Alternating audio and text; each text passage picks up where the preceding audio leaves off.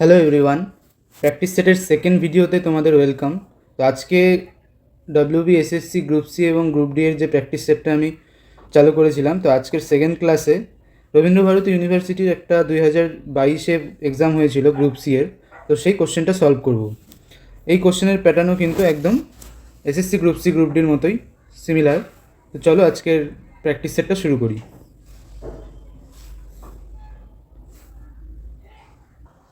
প্রথম যে অঙ্কটা আছে সেটা দেখো কি বলেছে। In an examination a student has to obtain 33% of the total marks to pass. One student obtained 125 marks and failed by 40 marks. So total marks was. আচ্ছা, এখান থেকে আমি প্রথমে পাস মার্কসটা কত সেটা বের করে নিতে পারি। তো একজন ছাত্র 125 মার্কস পেয়েছে আর ফেল করে গেছে 40 মার্কসের জন্য ফেল করে গেছে। তাহলে পাস মার্কস কত হচ্ছে এখান থেকে? পাস মার্কসটা 125 প্লাস 40 মানে 165 হবে পাসিং মার্কস। তো এবার কি বলেছে, আবার এখানে বলেছে কি 33 মার্কস ওর চাই, টোটাল মার্কসের 33% মার্কস পেলে একটা স্টুডেন্ট পাস করবে। তাহলে 33%-এর ভ্যালু আমি এখান থেকে বলতে পারি এটা 165। তো আমার টোটাল মার্কসটা কত সেটা বের করতে বলেছে। আমি এর আগে অনেক পার্সেন্টেজের অঙ্ক করেছি প্র্যাকটিস সেটে, যে ডাব্লিউবিসিএসের প্র্যাকটিস সেট তোমাদের সাথে শেয়ার করেছিলাম এর আগে। তো সেই প্র্যাকটিস সেটের আগে বলেছি কোনো কিছু টোটাল মানে কি, কোনো কিছু টোটাল মানে সেটার 100%টাকে বোঝায়। তো এখানে 33%-এর ভ্যালু যদি এত হয়, তাহলে 100%-এর ভ্যালু কত হবে সেটা আমাকে বের করতে হবে। ঐকিক নিয়ম করব, 165/33 ইন্টু 100। 33 দিয়ে যদি এটাকে কাটি কতবার যাবে? 5 বার যাবে। তাহলে অ্যান্সার আমার হয়ে যাবে 500। নেক্সট কি বলেছে, তোমরা কিন্তু অবশ্যই খাতা আর পেন নিয়ে বসবে এই ভিডিওটা দেখার আগে। অঙ্কের ভিডিও শুধু দেখলে কিন্তু কিছু হবে না, অবশ্যই খাতা পেন নিয়ে বসতে হবে। আমার সলিউশন করার আগে একবার তোমরা নিজেরা সলিউশন করে নেবে, তারপর আমার সলিউশনটা দেখে নেবে। এতে তোমাদের সুন্দর একটা অঙ্কের ওপর প্র্যাকটিস হয়ে যাবে।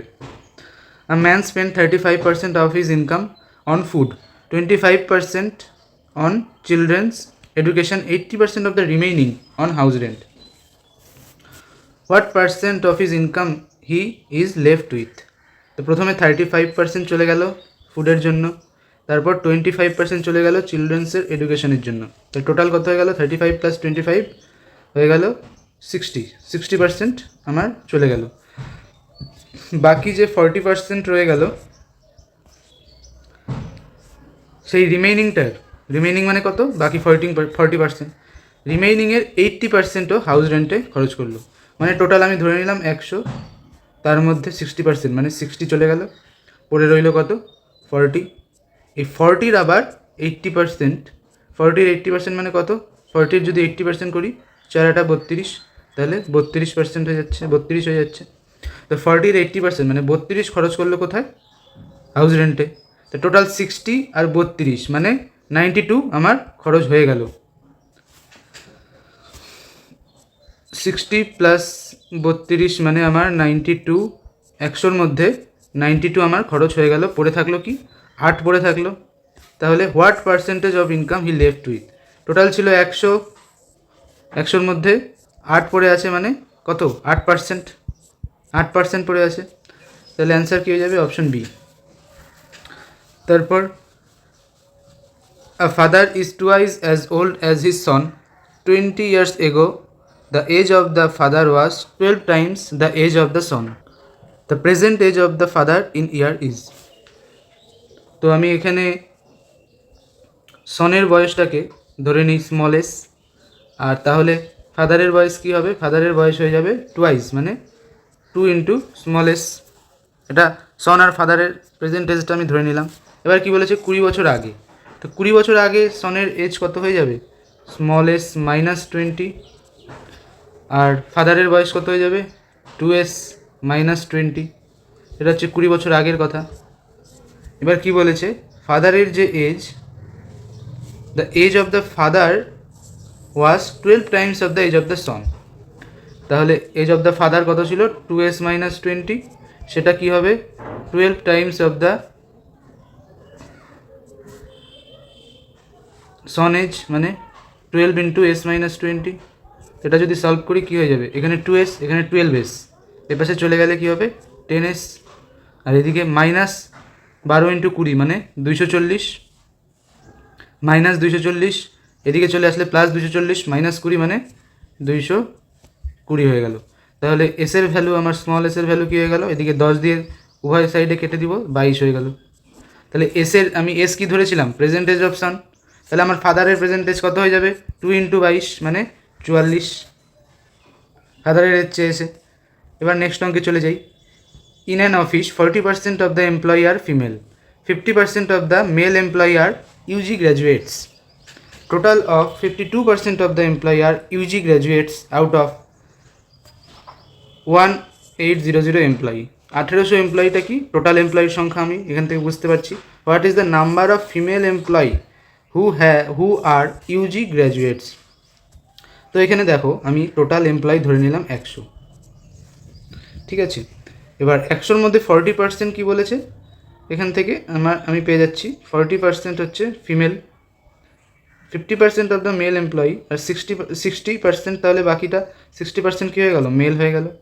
এবার কি বলেছে 50% অফ দ্য মেল এমপ্লয়ি মানে 60-র 50% মানে 30 মেল এমপ্লয়ি কি আন্ডার গ্র্যাজুয়েট, 30 মেল এমপ্লয়ি আর কি ইউজি গ্র্যাজুয়েট।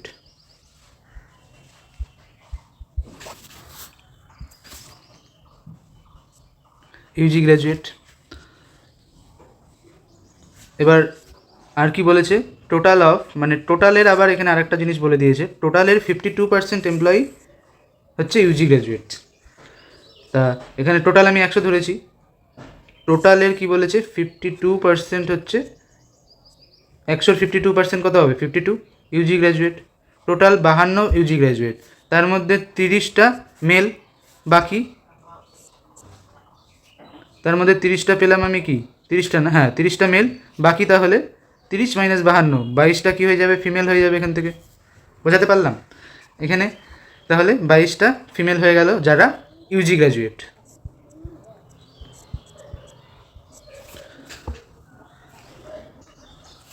তাহলে 22% আমি পেয়ে গেলাম ফিমেল ইউজি গ্র্যাজুয়েট। এখানে টোটাল দিয়ে দিয়েছে কত 1800, তো 1800-র 22% আমি বের করলেই হয়ে যাবে আমার অ্যান্সার। 1800-র 22% কত হবে, 18 দুগুণে 36, 36 ইন্টু 11 করলে 396, অ্যান্সার হয়ে যাবে অপশন বি। খুব সুন্দর একটা অঙ্ক ছিল এটা। নেক্সট অঙ্কে চলে যাই। Find the value of x in the equation. এই ইকুয়েশনে এক্সের ভ্যালু আমাকে বের করতে বলেছে। তো এই পাশে দেখো ইকুয়াল টু, এই পাশে করলে কী পাবো, 4 দিয়ে কাটলে 4 8 4 16 64, এখানে 16 হয়ে যাবে, 16 মাইনাস 35 মানে 16 মাইনাস 35 করলে কী পেয়ে যাবো, এক্স মাইনাস, তো ইকুয়াল টুর এই পাশে এক্স মাইনাস এটা হয়ে যাবে 19, প্লাস 16 মাইনাস 35 করলে 19 হয়ে যাবে। আর এদিকে যদি আমি কাটি 5 দিয়ে, 5 দুগুণে 10, 3 5 15, 23 প্লাস এখানে 6 12 72, তো টোটাল করলে এটা কত হচ্ছে 595। তাহলে এক্সের ভ্যালু কত হবে 95 ইকুয়াল টু এক্স মাইনাস 19 হয়ে গেল। তাহলে এক্সের ভ্যালু কত হয়ে যাবে 114, অপশান এ। নেক্সট কি বলেছে, cost of a dozen pens is 180। আচ্ছা 12টা পেনের মূল্য কত দেওয়া আছে 180। আর এদিকে আবার কি বলেছে 8টা বল পেন, এটা নর্মাল পেনের মূল্য দিয়েছে 180, এবার 8টা বল পেনের মূল্য দিয়ে দিয়েছে কত 56। এবার কি বলেছে, ratio of the cost of a pen to the cost of a ball pen, মানে একটা পেনের মূল্য এখান থেকে পেয়ে যাব 180 মাইনাস 12, এটার রেশিও বের করতে বলেছে বল পেনের মূল্যের সাথে। তো একটা বল পেনের মূল্য 56/8, তাহলে এখানে যদি 8 দিয়ে কাটি কত হবে 7 8 56, এখানে 12 দিয়ে কাটলে 12 অক্ষে 12, 5 12 60, তো 15:7 হয়ে যাবে আমার অ্যান্সার, 15:7 হয়ে গেল অ্যান্সার, অপশন এ। নেক্সট কী বলেছে দেখো, a man is in a train which is travelling at 50 km/h observes that a goods train traveling in the opposite direction takes 9 seconds to pass him. If the goods train is 280 meter long, find its speed. মানে এখানে goods ট্রেনের speed আমাকে বের করতে বলেছে। তো ওই ম্যানটা যে ট্রেনে বসেছিল সেই ট্রেনের স্পিড দেওয়া আছে কত, 50 কিলোমিটার পার আওয়ার। গুডস ট্রেনের স্পিড আমি ধরে নিলাম জি।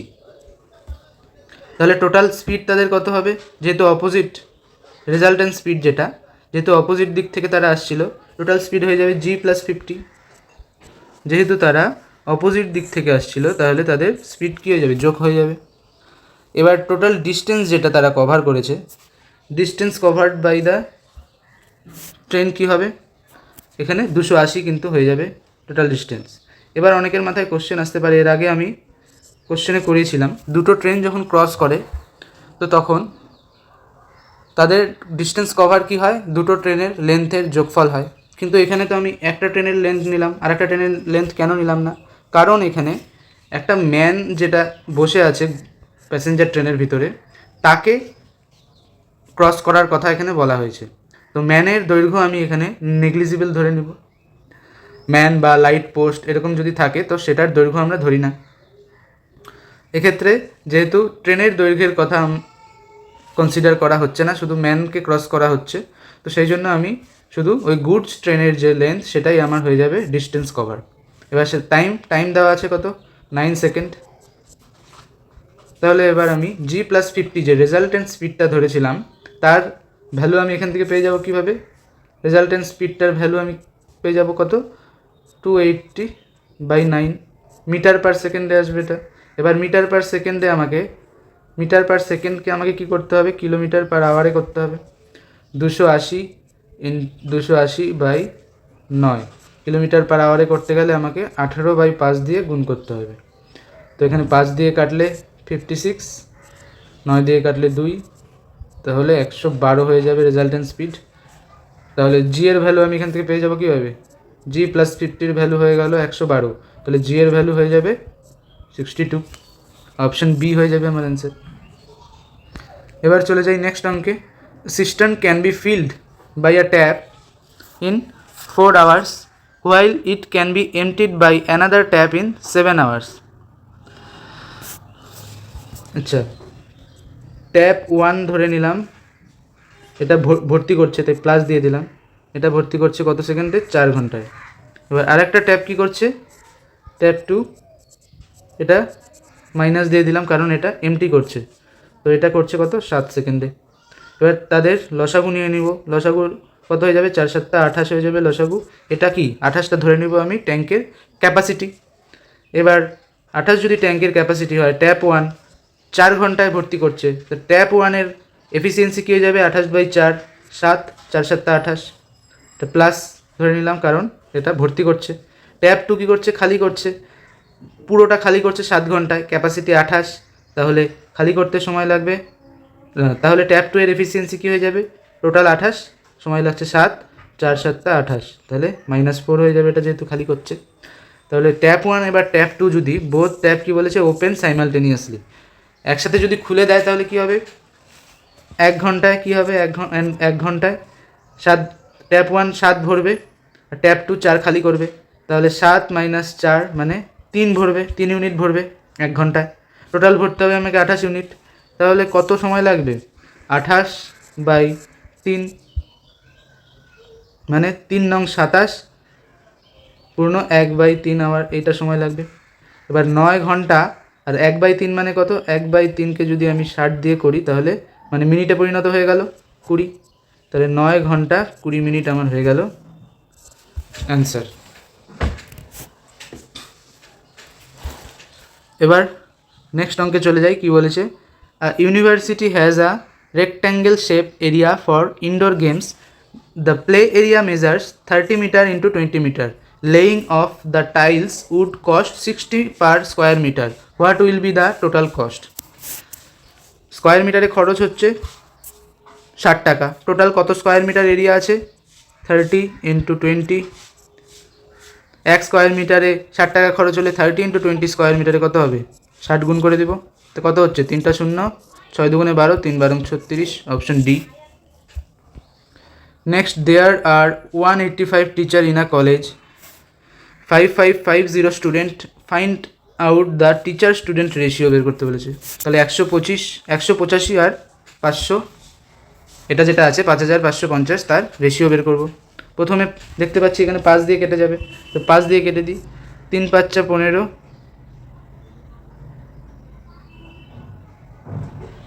5 7 35, এটা কত হচ্ছে 1110। এবার এই 1110 কত, এটা 37-এর গুণিতক। 37 ইন্টু 4 যদি করো, 37 ইন্টু 4 করলে আমি 111 পাবো, সরি 3 করলে 37 ইন্টু 3, 3 7 21, 3 3 9 10 11। তো 37 দিয়ে কেটে দিলে এটা কী হবে, 30 হয়ে যাবে। তো অপশন আমার কী হয়ে যাবে, অপশন এ হয়ে যাবে আমার অ্যান্সার, 1:30। নেক্সট অঙ্ক কী বলেছে, what will be the compound interest on ₹7500 at 4% per Anam for 2 years compounded annually. তো এরকম টাইপের অঙ্কও আমরা এই চ্যানেলে আগে করেছি। তো এটা ট্রি মেথডে করব। কীভাবে করব দেখো, 2 বছরের আমার ইন্টারেস্ট বের করতে বলেছে। তো প্রিন্সিপাল আমার কি 7500, এবার 7500 4% যদি করি, তো প্রথম বছর ইন্টারেস্ট কত হবে, 0 0 কেটে যাবে, 4 দিয়ে গুণ করলে 4 5 20, 4 7 28, 300। তো সেকেন্ড বছরের ইন্টারেস্ট কী হবে, 300 টাকা তো হবেই। 7500 4%, সেকেন্ড পার্সেন্টেও আমি পাবো, সেকেন্ড ইয়ারেও আমি পাবো।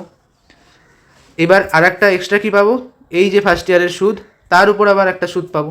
তো 300-র 4% কী হয়ে যাবে, 12 হয়ে যাবে। টোটাল সুদ কত হয়ে গেল, 300 + 300 600, আর 12 612 হয়ে গেল, অপশন এ। এবার নেক্সট দেখো জিআইএ কী বলেছে, ইফ ইনকাম ইজ প্রফিট, তাহলে এক্সপেন্ডিচার কী। তো ইনকামের সাথে যদি প্রফিটের রিলেশন হয়, তাহলে এক্সপেন্ডিচারের সাথে তোমরা বুঝতেই পারছো লসের রিলেশন হবে। বেশি প্রফিট হলে ইনকাম বেশি হবে, লস হলে এক্সপেন্ডিচার মানে খরচ বেশি হবে। এবার নেক্সট অঙ্কে চলে যাই।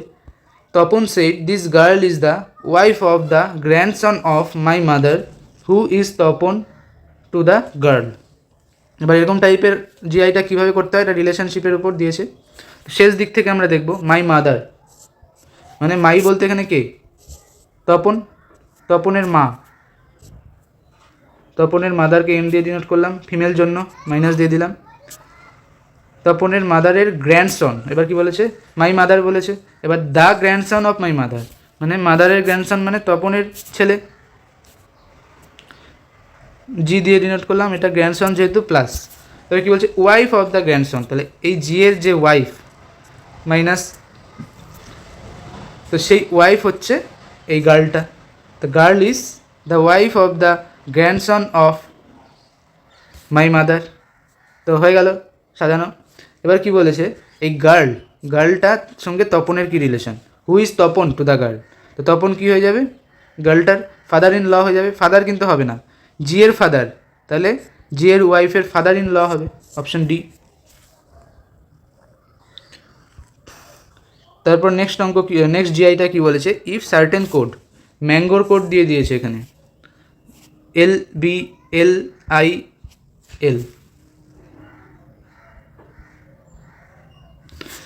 তো দেখো এখানে এম থেকে কি হয়ে গেল, এল -1 হয়ে গেল। এল হচ্ছে প্লেস ভ্যালু কত এম এর, 13, এল এর হচ্ছে 12, এল তারপর এম -1। এ থেকে কি হলো দেখো, এ থেকে +2 হয়ে গেল, সরি +1 হয়ে গেল। তাহলে -1 +1 এখানে লিখে নিই ভালো হবে, LBLIL। এখান থেকে -1 হলো, এখান থেকে +1 হলো, তারপরেরটা কি হচ্ছে, এন এর প্লেস ভ্যালু 14, এল এর 12, তাহলে এটা -2 হলো। আর এটা জি আর আই এর মধ্যে জি এইচ আই, তাহলে +2 হয়ে গেল। আর এখানে ও থেকে কি হলো, ও এর হচ্ছে 15, এল এর 12, তাহলে -3 হয়ে গেল। তাহলে -1 +1 -2 +2 -3, তারপরে যদি থাকতো +3, এরকমভাবে প্যাটার্নটা চলতো। তাহলে এবার মঙ্কের বের করে নিই। মঙ্কের থেকে যদি -1 করি, এল হবে। ও এর থেকে যদি +1 করি, ও পি হবে, এল পি। দেখো এটাতেও নেই, এটাতেও নেই। তারপর কি আছে, এন, এন এর থেকে কী করবো, -1 +1, তারপরে -2 করবো। -2 করলে কী হবে, এল চলে আসবে আমার, অপশন এ হবে। তারপরে কে এর থেকে কী করবো, কে এর থেকে -2 এর পরে +2 করবো, কে হচ্ছে 11, তাহলে +2 করলে 13 হচ্ছে এম। তারপর এসের থেকে কী করবো, +2 এর পরে আবার -3 করবো, এস হচ্ছে তোমার 19, 19 মাইনাস 3 করলে 16, পি হয়ে যাবে, পি এর প্লেস ভ্যালু 16। তাহলে অপশান LMLPLMP হয়ে যাবে answer. Next 62, choose the item below that is different from the rest. এবার দেখো এখানে কেক আছে, ব্রেড আছে, বিস্কুট আছে, আর হচ্ছে চকোলেট আছে। তো প্রথম তিনটা যে আছে কেক, ব্রেড, বিস্কুট, এগুলোর বানানোর কৌশলটা কিন্তু সেম। ওই তোমার ইনগ্রিডিয়েন্ট যদি ধরি, ময়দা দিয়ে বানানো হয়, প্রথমে ডো তৈরি করে তারপর কেক, ব্রেড, বিস্কুট বানানো হয়, কিন্তু চকলেটের ইনগ্রিডিয়েন্টটা কিন্তু একদমই আলাদা। তো এখানে যদি আমি এখানে ডিফারেন্ট বের করতে বলে তাহলে সেটা অপশন ডি হয়ে যাবে আমার, চকোলেট। আর নেক্সট অঙ্কে দেখো, নেক্সট জিআইটা কী বলেছে, এখানে দুটো স্টেটমেন্ট দিয়ে দিয়েছে, কোনটা কজ কোনটা এফেক্ট সেটা আমাকে কজ এফেক্টের যে জিআইগুলো থাকে সেটার উপর দিয়েছে। তো দেখে নাও এখানে কী বলেছে, many farmers has given up jute cultivation as it is no longer economically viable. তো অনেক ফার্মার জুট কাল্টিভেশন ছেড়ে দিয়েছে, ইকোনমিক্যালি ভাইবেল নয় তার জন্য। তো সেকেন্ড অপশনটায় কী বলেছে, সেকেন্ড স্টেটমেন্টে, the textile ministry has proposed a hike in the minimum support price of jute. তো টেক্সটাইল মিনিস্ট্রি যে ছিল সে তারা কী করলো, তারা একটা মিনিমাম সাপোর্ট প্রাইস, জুটের ওপর যে এমএসপি একটা থাকে, তো সেটাকে বাড়িয়ে দিল। তো এটা পড়ে তোমার কি মনে হচ্ছে কোনটা কজ হবে কোনটা এফেক্ট হবে? ফার্মাররা ছেড়ে দিচ্ছিল জুট কাল্টিভেশন, তো সেটার ফলস্বরূপ যাতে ফার্মাররা না ছাড়ে তার জন্য টেক্সটাইল মিনিস্ট্রি এই পদক্ষেপটা নিল। তাহলে স্টেটমেন্ট 1 হচ্ছে যদি কজ হয়, তার এফেক্ট হিসেবে টেক্সটাইল মিনিস্ট্রি এই স্টেপ নিল, তাহলে স্টেটমেন্ট 2 হয়ে যাবে আমার এফেক্ট, অপশন এ হয়ে যাবে আমার অ্যান্সার। নেক্সট 64 দেখো কী বলেছে, এখানে অড ওয়ান আউট করতে বলেছে। এখানে দেখো অ্যান্সার প্রিন্ট করাই আছে, কিন্তু কেন এই তাসমানিয়া অ্যান্সারটা হলো, কিউবা, থাইল্যান্ড, তাসমানিয়া, গ্রিনল্যান্ড, সেটা তোমরা আমাকে কমেন্ট বক্সে জানাবে।